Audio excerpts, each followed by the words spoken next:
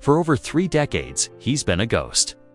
John Deacon, the quiet, brilliant bassist of Queen, simply vanished.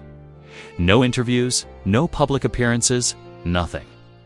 While the world kept listening to Queen, the fans kept asking one question: why? Why did one of the most gifted musicians of his generation walk away from it all? The rumors have swirled for years, painting a picture of a recluse, but now, at 73, the real story has emerged. It's not a story of scandal or drama, but one of profound grief, deep loyalty, and the unbreakable bond of 4 men who changed music forever. Let's go back. John Deacon was never your typical rock star. He was the quiet one, the analytical mind, the engineer who was just as likely to fix a broken amplifier as he was to play a killer bass line.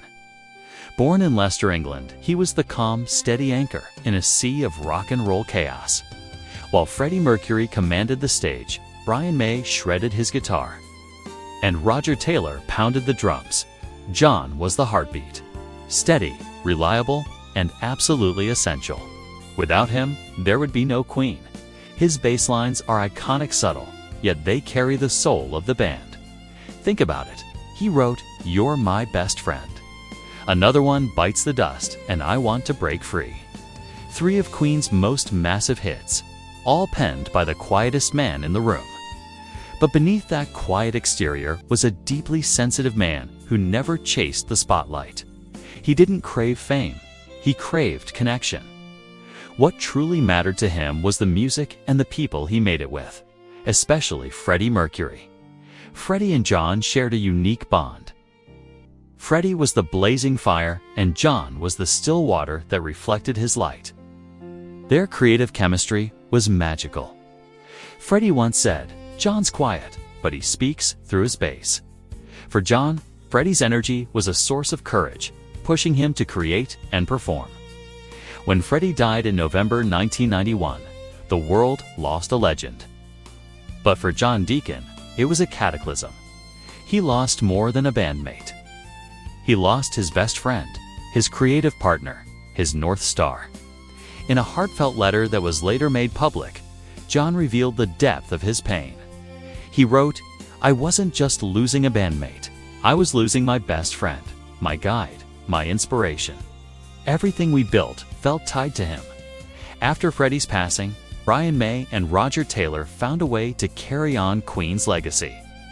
They toured, they collaborated, and they kept the music alive for new generations. But for John, it was impossible. Stepping onto a stage without Freddie felt like a betrayal.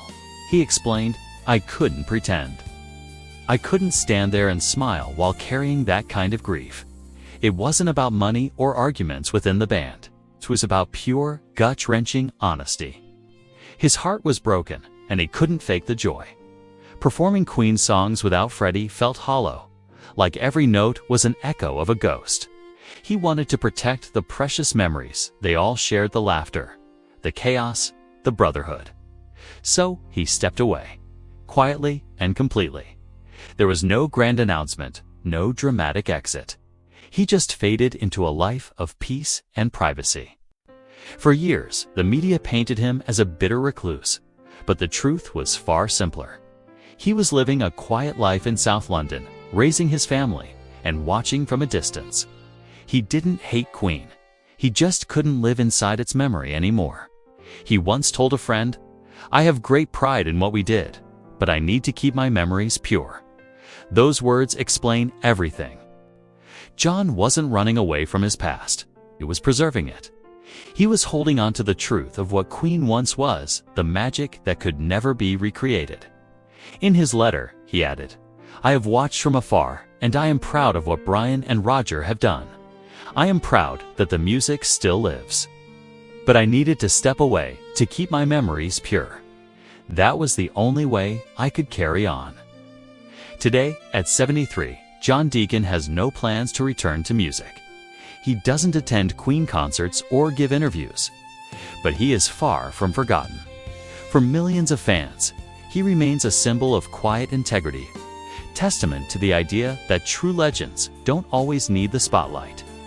Sometimes, The greatest strength lies in knowing when to walk away. His silence isn't an absence, it's a statement. While others chased fame, John found peace in a simple, normal life. He still lives comfortably off his royalties, but has never been flashy. He's just a man who chose family and memory over fame. He reportedly keeps in touch with Brian and Roger, but their conversations are about life, not music. When you think of Queen, you hear Freddie's soaring voice, Brian's iconic guitar, and Roger's thunderous drums. But listen closer.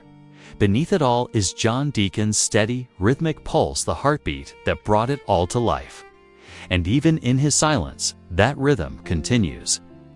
Every time Another One Bites the Dust plays in a stadium, or I Want to Break Free fills a room, a piece of John's soul is speaking to us, and maybe that's all he ever wanted. Not the applause, but the truth. The truth that music can transcend the stage, that love and loss can be felt in every note, and that sometimes the quietest people have the most to say. John Deacon didn't abandon Queen. He simply chose to let the music speak for him forever. And that is his beautiful, hidden truth. Thank you for watching and for being part of this story. Your love for the music is why legends like John Deacon will never truly disappear. If this story moved you, please consider liking this video and subscribing for more stories behind the music. Until next time, keep listening.